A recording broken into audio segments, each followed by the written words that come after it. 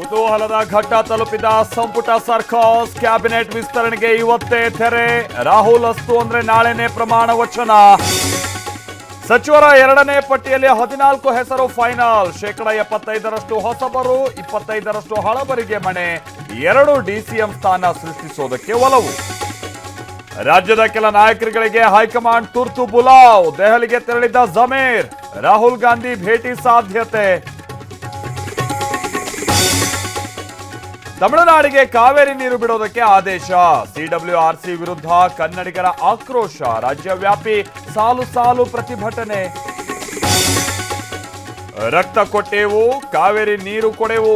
ಮಂಡ್ಯದಲ್ಲಿ ಪಂಜು ಹಿಡಿದು ರೈತರ ಧರಣಿ. ಬೆಂಗಳೂರಲ್ಲೂ ಕನ್ನಡ ಸಂಘಟನೆಗಳ ಹೋರಾಟ. ನೀಟ್ ಜಟಾಪಟಿ ನಡುವೆ ಗೋಮೂತ್ರ ಗದ್ದಲ. ಲೋಕಸಭೆಯಲ್ಲಿ ಪ್ರಿಯಾಂಕಾಗೆ ಅನುರಾಗ್ ಕೌಂಟರ್. ಇವತ್ತು ರಾಹುಲ್ ಮಾತಿನತ್ತ ಚಿತ್ತ.